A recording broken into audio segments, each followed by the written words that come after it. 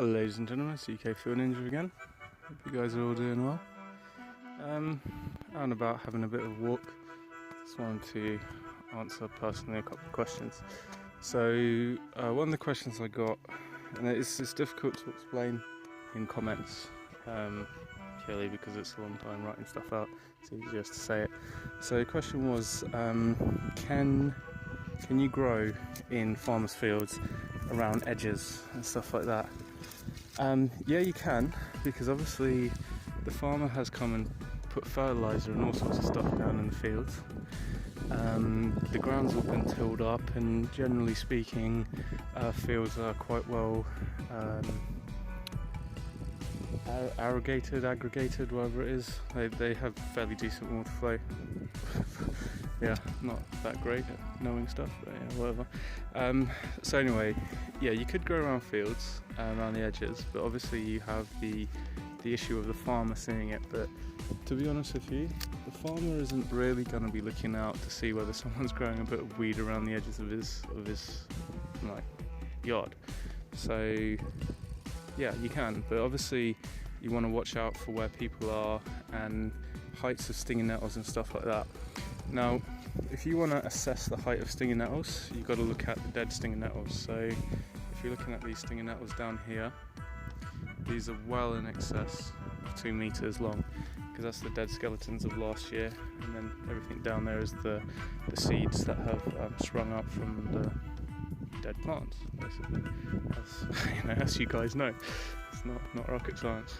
So obviously if you're going to choose, like say for example over that side, where they're only maybe about 1.5 feet tall compared to 2 meters or so over here, it's going to blend in a lot easier.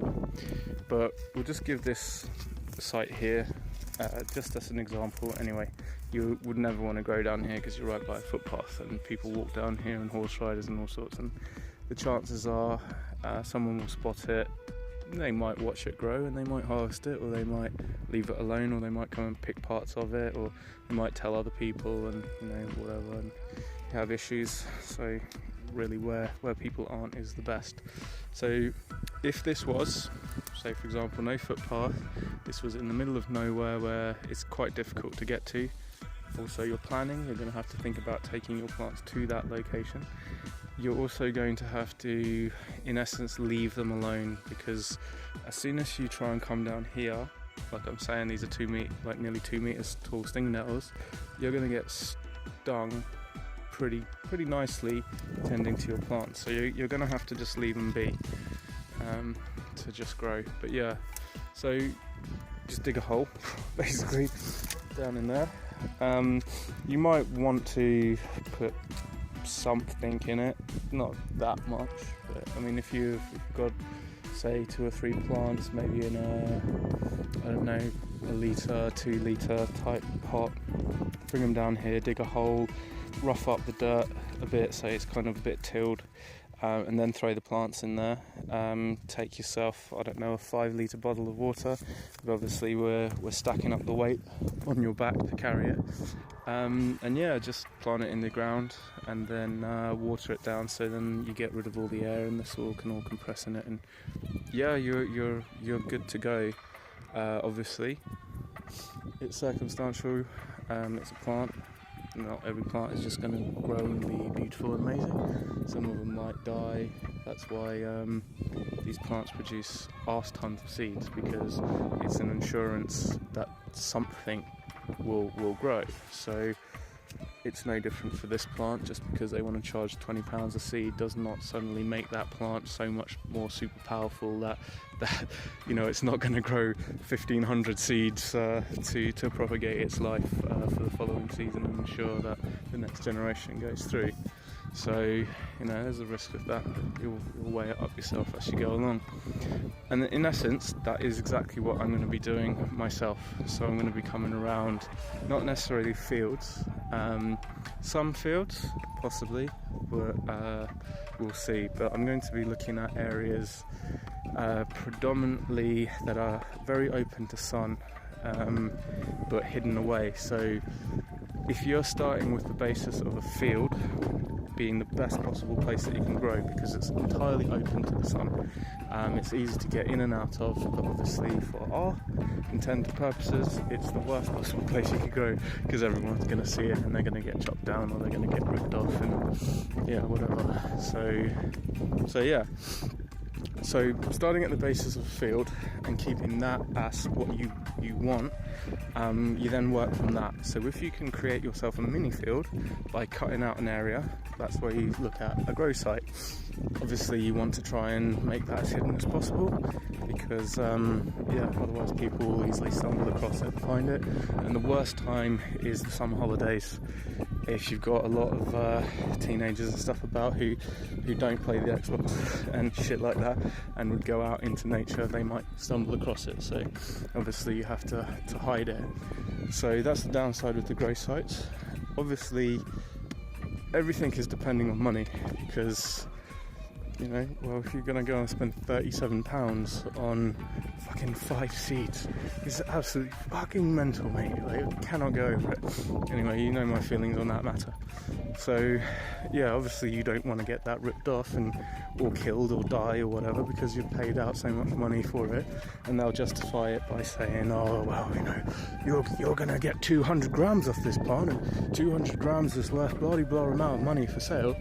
Oh, some of us aren't actually growing it to sell it. Some of us actually respect it for what it is and enjoy it because it's good for us, and it helps us, and it heals our body, and it has all sorts of wonderful things that it does for us. So maybe have a bit, if there's seed vendors and shit like that are listening, I don't know, maybe have a bit more respect for the plant rather than seeing dollar, fucking pound and euro signs every time you see a seed, and give a little bit of love back to the people. I don't know, since you're breeding it. Anyway. Also another thing I wanted to say, because there was another person asking some questions about seeds and how you get seeds and all that stuff. Now, I personally fell for the breeder's lie, because these guys want to protect what they're doing, so they don't want you to basically look, we're going to sell regular seeds and we're going to sell them at £50 for 10, and so it's cheaper if you buy regular seeds because you get more of them, but you run the risk of potentially being males and whatever.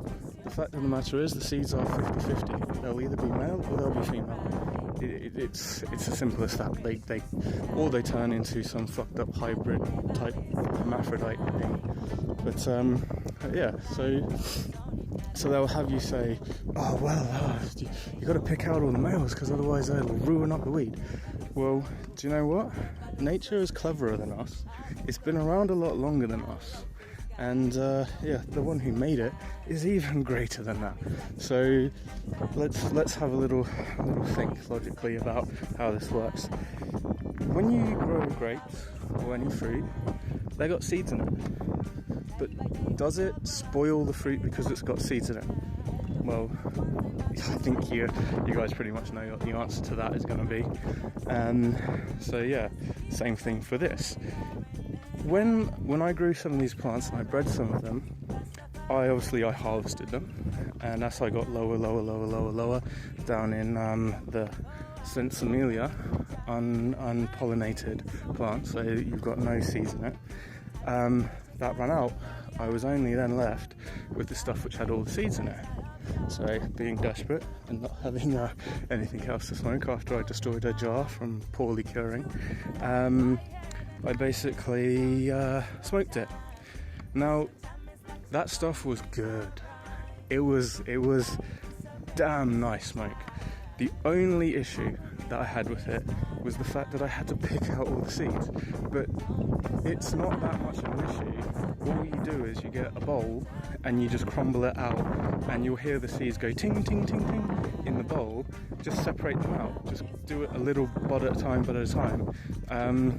and you're all good. You don't smoke up a big bunch of shit because it's got seeds in it. It's just got seeds in it, and it's just a bit more effort to get those seeds out.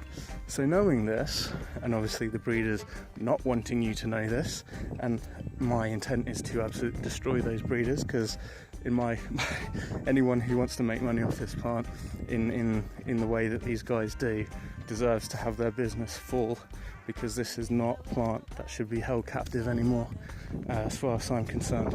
So yeah, go buy yourself some regular seeds, plant them out, and don't worry.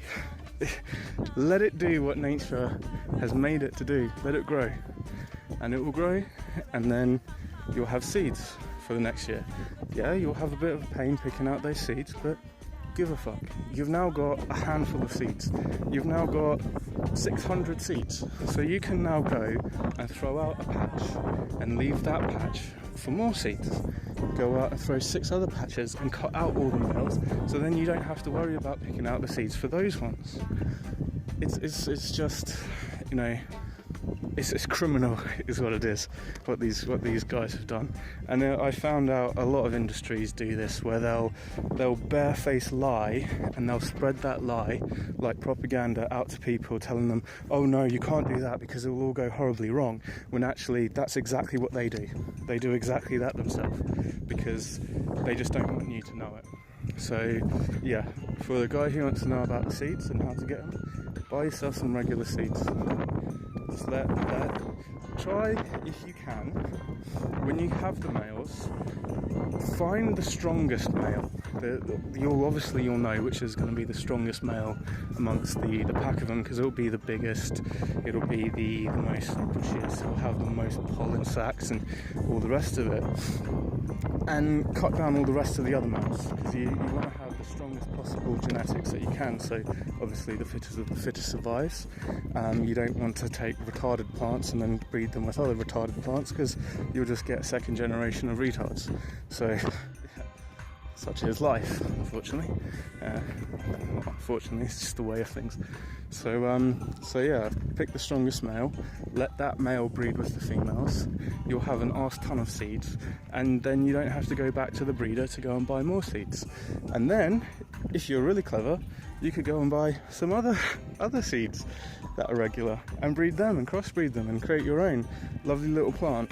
But obviously, bear in mind that the plant needs to be able to grow in the location to where you are. So don't try and go and get a sativa and hope to grow it in, I don't know, the tundra of fucking Iceland or something like that, where it's just never going to grow because it's a tropical strain that's never going to last in those cold temperatures. But this plant can grow anywhere where a plant can grow on the face of the earth. So, you know, and it can be found in every location that, in essence, grass can grow. So you'll find something to match your needs, and then you just acclimatise it, which is what I'm doing. So I'm hoping to see some interesting stuff at one of my gardens, because I've left a whole heap of seeds just to grow. So we'll see if that works. If it does, that'll be awesome, sweet times. But no, I'm not holding too much faith in that, but we'll see.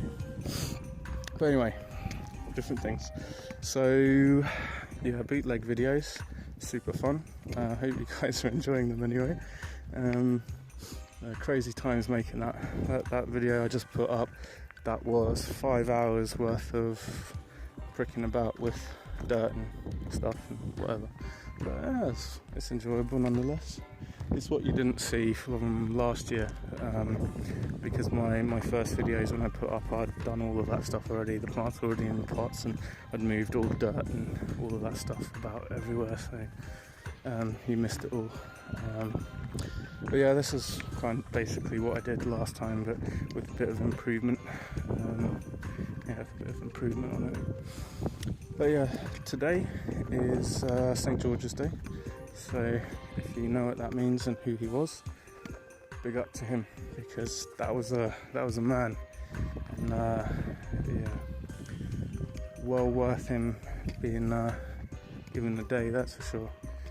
If you know about who he was, what he did, and all the rest of it, which you should do if you're living in the UK, but you know, these days anything to do with that gets burnt up faster than you can even imagine.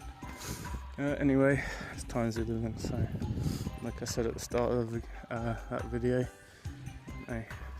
It's not like you weren't given enough warning well in advance.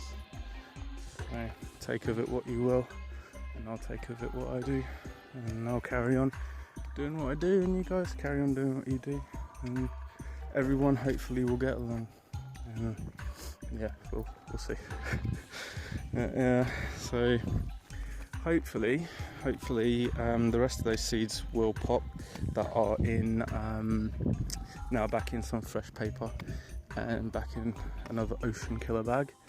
And yeah, so I give it another 2 days, so probably like Wednesday or something like that. I'll check them again and see what there is. Yeah, like in the video it says, they generally take between 48 hours and 7 days, whatever that is. My maths is not the best, or whatever. To pop. So that was 3 days, and 31 of them popped, which is probably just under half of the total amount of seeds that I put out. And that I put into the paper. So that's not too bad. That's done quite well. And I would imagine that I probably only end up with about maybe 5%. So probably about maybe 10 of those seeds won't pop, and they'll just be duds. And it's just the way things are. That's why they produce so many seeds, because they know that that's the way things are. So they need to throw out as much chance, i.e. seeds, as they can. So right, here's another interesting place for growing. So as they're kind of coming up into here, like there's a footpath there, but as this grows up more, this will all become quite hidden. But the issue is you'll have to figure out where the sun is throughout the day to know what it's going to get like down here. And what I can already see even at this time is this ground is still really, really wet. Yeah, so the ground is really, really wet, which means that even though it's been really, really hot the last few days, this is not getting like really dry enough down here. It will improve as the summer goes on, because it's like a wet paper towel. Eventually it all dries out, but it will dry out differently in different locations, and this will be quite a damp place. And what that means is that you'll have quite a lot of slug problems down here, and the slugs will come and just tear their way through your plants. Unfortunately, slugs are bastards like that, and they don't care about all your hard work and effort. They just come and eat it, or sometimes not even eat it, just eat the really important bits and then piss off without actually really doing any notable damage to your plant until you come and look at it and find out it's eaten all the nodes from your plant, and now it's basically killed it, but the plant's still standing and alive. Or, as what happened to me, a bastard slug decided to come and chew half of the stem right at the base, so the whole plant just fell over on itself. That was it, didn't eat anything else, just decided, I'll just eat through half of this and then piss off. Obviously, too much of my annoyance. But, that's the fun of planting outdoors. But so fun times. But if you guys have any more questions that you want to answer, you can ask me, but I'm a rank amateur at this. I'm by no means a professional grower. I've got one season behind me that I bumbled my way through, and I'm about to bumble my way through another one. See how this one goes. My intention is to come out with some fairly decent weight, with some much better bud, by doing things according to nature rather than according to my own will. And I have a strange, funny feeling, that it probably is going to work out to be a lot better than all the pissing around that I did beforehand. What I did find out through various little bits of research and whatever is that every time you mess with this plant and you top it and you LST it and you manipulate it and you do all this stuff, yes, the plant can handle it, but it has a negative effect on the plant as well. And what that is it reduces the plant's natural ability to produce what it's producing. So, if you leave the plant alone to just do what it does and grow how it's going to grow, it will apparently grow a much higher quality bud than it would do if you go through all the LSTing and all the rest of it. Now you have to remember that the reason why you are topping and manipulating and doing all that stuff is because you're trying to increase the amount of flowers that's on that plant. If you just leave it, it's obviously going to grow a lot less flowers. But the trade-off that you have is less flowers of much higher quality or more flowers of a lower quality. So you have to decide what is more important to you. Ultimately, I have now got enough seeds that it doesn't really matter if I LST them or not. Doesn't matter if I top them or not. I've got enough seeds because the plant has secured its next generation by producing as many seeds as it has. That will allow me to throw those plants out and fulfill what it was doing naturally itself, which was to continue living through its generations. So if I throw out like 100 plants, which is my intention, whether or not I'll actually get to that number, who knows, but yeah, I thought that should be, let's say, I don't know, what, 50 grams of each plant without LSTing or whatever. That's not unreasonable. I think I got average of about 80-ish grams of each plant with all the LSTing and whatever, and that was growing them in pots, which I think severely stunted them as well. So yeah. Well, anyway, guys, this video is getting too long. So yeah, happy St. George's Day. Hope you guys and girls are all well. This is UK Field Ninja. See you all next time.